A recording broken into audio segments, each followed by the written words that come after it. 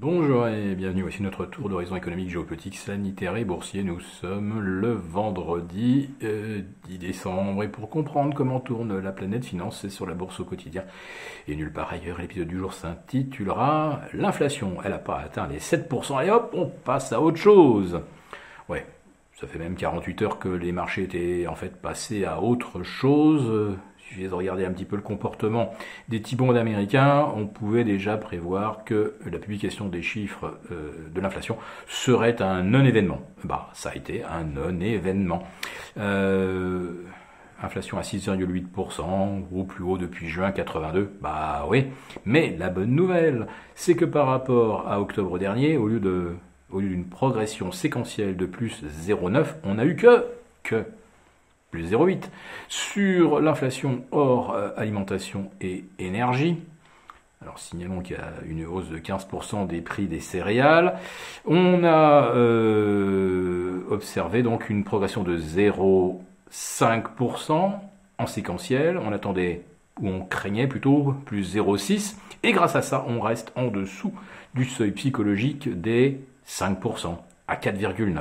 Voilà, donc 6,8 en chiffre brut, 4,9, encore CPI, ouf, sauvé. On ne repart pas sur de nouvelles anticipations d'un changement de ton de la Fed. Elle va donc dérouler son plan, auquel le marché est déjà préparé. Accélération du tapering dès le 15 décembre, hausse de taux probablement en juillet 2022. Mais si d'ici là, l'inflation devait encore ralentir, sous les 6, voire 5%. Ne serait-il pas possible de coordonner la stratégie de la BCE et de la Fed en repoussant, par exemple, d'un trimestre ou deux, la hausse des taux aux États-Unis, sachant qu'on n'en attend pas en Europe avant 2023, voire pourquoi pas 2024.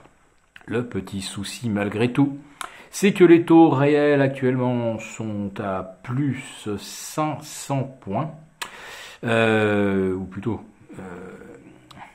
la prime pour les détenteurs d'actifs comme les actions, c'est plus 500 points par rapport à l'inflation. Des taux d'intérêt donc réels négatifs, qui veut dire que celui qui ne s'endette pas n'a vraiment rien compris au film. Il faut s'endetter et acheter des actifs qui progressent au même rythme que l'inflation. Bah, les actions, donc cette année, l'immobilier, et puis pas l'or, ni l'argent, malheureusement. Il y a toujours mieux à faire que d'acheter des actifs risk-off dans un marché qui reste complètement risk-on. Et avec les chiffres que nous venons de découvrir aujourd'hui, eh bien, ça n'arrêtera plus cette fois-ci ceux qui procèdent à des habillages de bilan de fin d'année. Il n'y aura plus en phase 2 de vendeurs structurels. Il n'y a donc plus qu'à dérouler et à surfer sur la tendance de fond de l'année écoulée.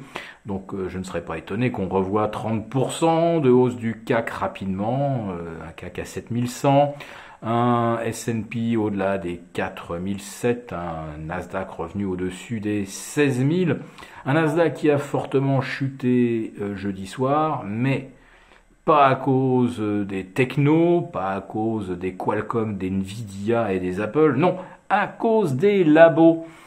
Ils ont beau nous promettre des vaccins en 3 injections contre le variant Omicron. Si Omicron c'est un rhume et encore, qui va accepter de se faire piquer 3 fois avec un traitement expérimental? Je dis bien traitement et non pas vaccin, car ce n'est pas un vaccin, ça n'en sera pas davantage un. Lorsqu'ils auront mis quelque chose au point contre Omicron, qui aura envie de se faire piquer 3 fois contre un rhume? Eh bien, les marchés, eux, ils ont l'air déjà d'avoir un petit peu leur idée sur la question.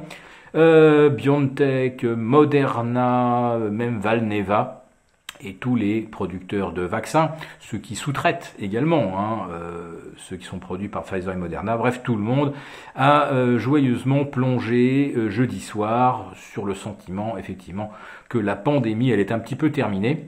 Et il faut se souvenir quand même qu'historiquement, la grippe espagnole, elle a duré en fait 3 hivers, 3 épisodes, que la grippe de Hong Kong a duré 2 hivers, donc 68, 69 et 69, 70, mais que c'est très très rare qu'une irruption virale s'étende sur des années.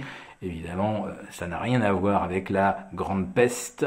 Là, on va dire que les marchés commencent à ouvrir un petit peu les yeux et à se mettre un petit peu des bouchons dans les oreilles quand on leur parle de mesures de confinement et de mesures pouvant entraver la croissance économique. Non, ce qui menace vraiment la croissance aujourd'hui, c'est bien le niveau d'inflation qu'on observe aujourd'hui, 6,8, 5% ou quasi sur les prix de base, et avec des placements de type livret rémunéré à 0,5%, il est évident que les épargnants prennent très cher et que la hausse du PIB repose à 70 voire 75% sur leur capacité à dépenser.